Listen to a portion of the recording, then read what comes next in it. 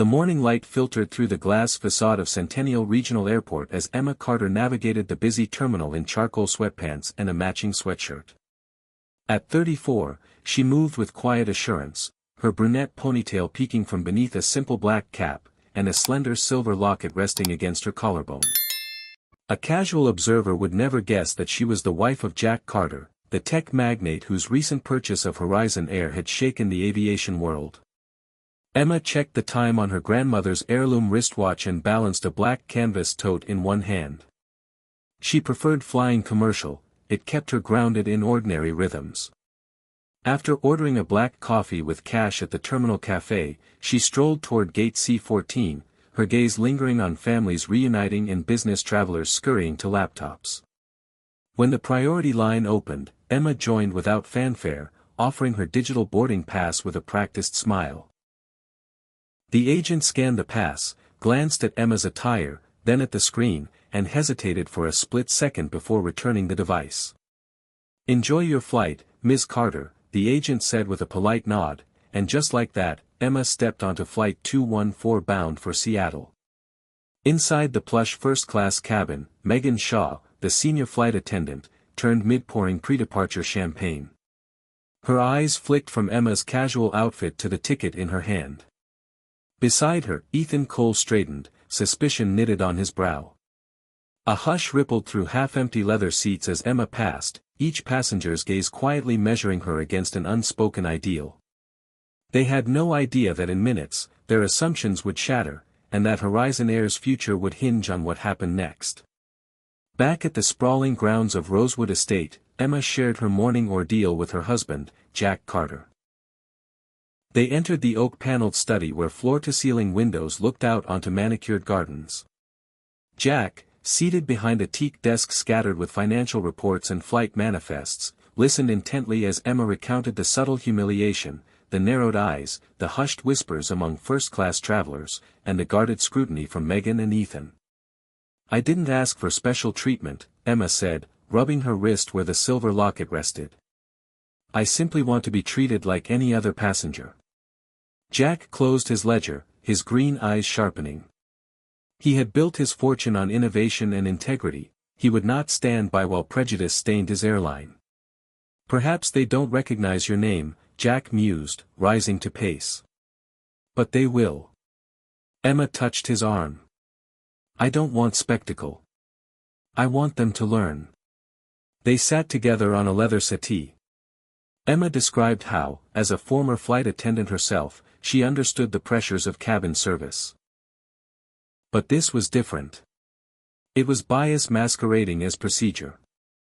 She told him of the casual dismissals, the suggestion that she'd been upgraded by mistake, and the implicit rule that first class was reserved for the well-dressed. Jack nodded thoughtfully. "Tomorrow, I'll board Flight 214 in first class. No entourage, just me. I'll see how they handle a passenger who looks ordinary but has extraordinary standing." Emma allowed herself a small smile. "And after?" Jack's expression grew resolute. "We'll address the culture at its root. Training, policy changes, accountability. This ends at the top."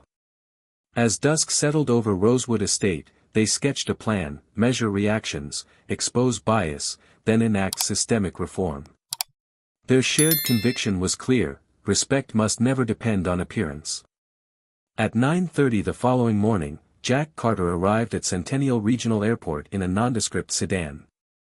He checked in with a standard boarding pass and chose no special lane. Gate C-14 bustled with travelers as he joined the line, greeting the agent with understated confidence. Moments later, he strolled into Horizon Air's first-class cabin, carrying only a sleek briefcase. Megan Shaw offered her practiced smile as Jack moved past her, but recognition flickered in her eyes. They had heard of the airline's new owner, but never expected him in person. Ethan Cole, standing by the drinks cart, froze mid-polish. "Good morning, Mr. Carter," Megan said, regaining composure. "Welcome aboard." Jack inclined his head. "Thank you. Seat 1C, please." Megan nodded and led him down the aisle. Passengers in designer attire stole glances. Jack settled into the leather seat by the window. He observed discreetly how Megan distributed towels, how Ethan offered menus, and how other travelers reacted to a passenger who carried no outward markers of wealth. Moments later, Megan approached. "Can I offer you a beverage?" she asked courteously. Jack met her gaze. "Water, please. By the way, I'd like a moment to speak with you both before takeoff." Her smile faltered. She exchanged a glance with Ethan. "Of course, sir." In the cabin corridor, Jack's tone was calm but firm. "Yesterday, my wife boarded this flight and was questioned because of her appearance. I want to understand why that happened." Megan's posture stiffened.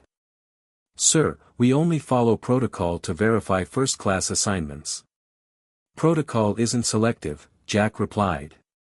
"My wife's ticket was valid. Yet she was nearly reassigned because she wore casual clothes. That decision reflects bias, not policy." Ethan shifted uncomfortably. "Sir, we're trained to maintain exclusivity in first class." Jack nodded. Exclusivity should not translate into exclusion. Horizon Air's brand promises dignity for every passenger, regardless of attire. He paused. "I intend to ensure that promise is upheld. Will you help me?" Megan inhaled, sensing the gravity. "Yes, Mr. Carter. I understand." Jack returned to his seat. The cabin's ambience had subtly shifted, attentiveness replaced cool formality. As the engines whirred, Horizon Air's course was set toward change. Once airborne, Jack Carter convened a private briefing with Horizon Air's cabin leadership in the forward lounge. Megan Shaw and Ethan Cole took their places opposite him at a polished mahogany table. "Thank you for joining me," Jack began, voice measured.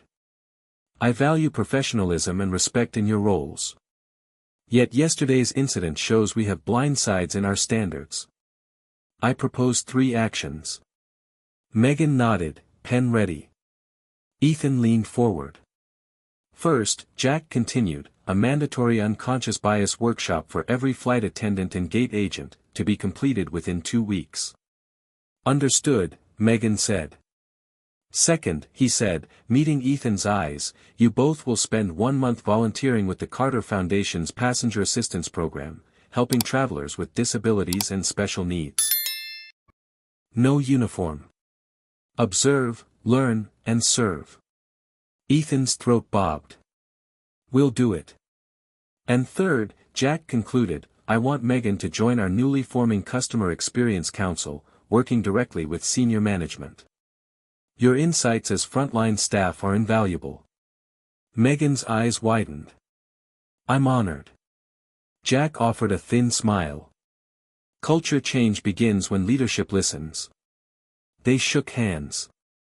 The cabin crew dispersed into new roles by design, not demotion. As Jack returned to his seat, the Horizon Air brand stood on the brink of genuine transformation, driven by actions rather than rhetoric. A month later, the grand ballroom of the Skyview Convention Center shimmered under crystal chandeliers.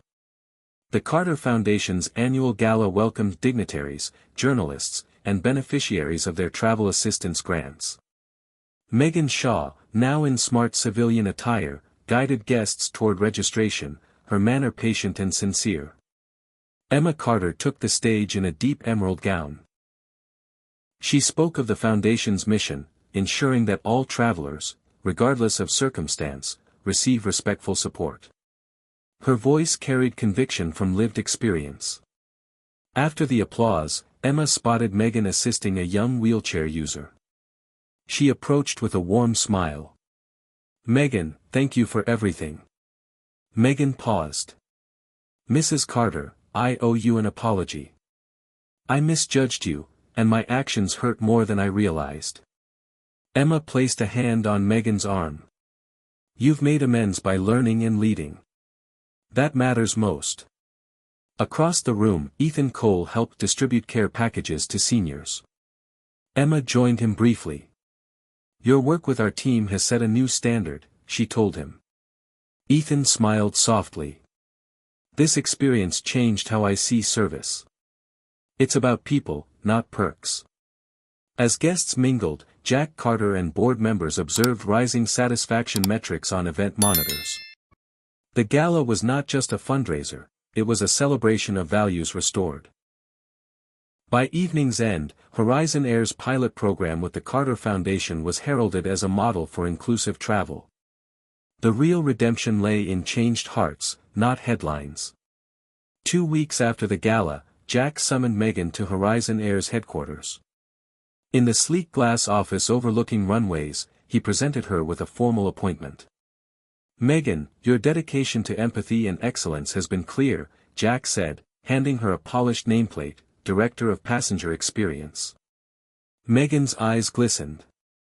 "I'm honored, and eager to help shape our future." Jack smiled. "You'll lead training, advise on policy, and ensure every traveler receives dignity. Ethan will be your deputy, he's learned valuable lessons in the field." Ethan shook Megan's hand. "Let's get to work." Under their leadership, Horizon Air rolled out new guidelines, simplified boarding verification, sensitivity workshops, and a customer feedback task force. The aviators turned advocates found purpose beyond seat assignments. As Megan hung her nameplate outside her door, she reflected on how a moment of bias had led to a career-defining opportunity. And Horizon Air's sky looked clearer than ever. A few days later, Emma and Jack retreated to a coastal villa overlooking the Pacific. The rhythmic crash of waves mirrored the steady work underway at Horizon Air. Emma sipped herbal tea on the veranda. "They're really changing," she said, glancing at Jack. "Have you heard feedback from passengers?" Jack nodded.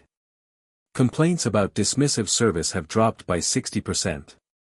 And our training enrollment is full." Emma smiled. "It feels right, justice without spectacle." Jack wrapped an arm around her. All because someone stood up while staying true to herself. They watched seabirds wheel against the sunset, content that dignity had become more than a promise, it was a practice. And that practice would guide Horizon Air for years to come.